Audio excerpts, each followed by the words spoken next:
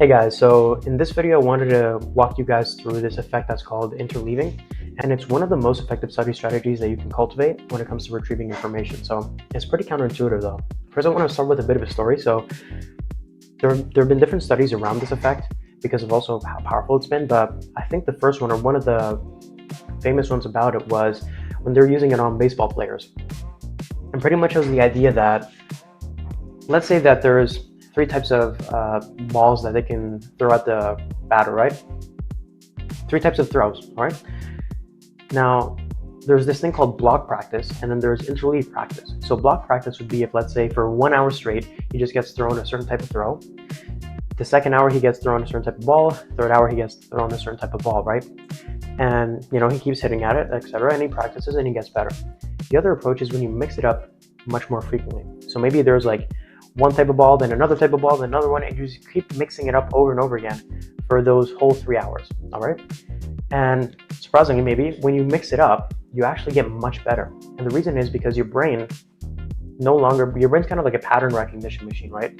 And when you just have the same kind of the same type of throw over and over and over again, it gets predictable and you're not really improving from it. But when you switch it up, it's not very expected, and that also allows you to be more flexible in your learning because you constantly have to adjust, etc., to what the throw's coming. And this can translate to anything that you're learning, not just baseball, right? So pretty much the whole idea is that there's going to be certain related, and by the way, it's important that it's related.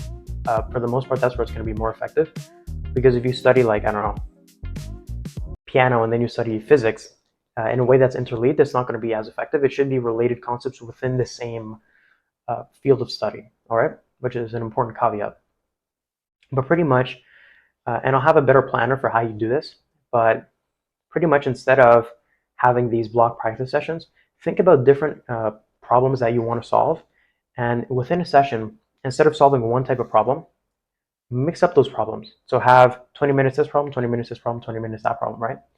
And you do this throughout the day. So let's say that you're practicing calculus or something, right? Instead of just having differentiation, you have a combination of differentiation, integration, and some other thing in calculus. And you keep varying these types of problems up, mixing them up, and doing them instead of having to do one all at a time.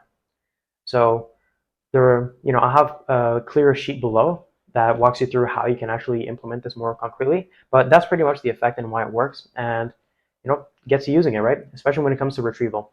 All right, until next time, till the next lesson.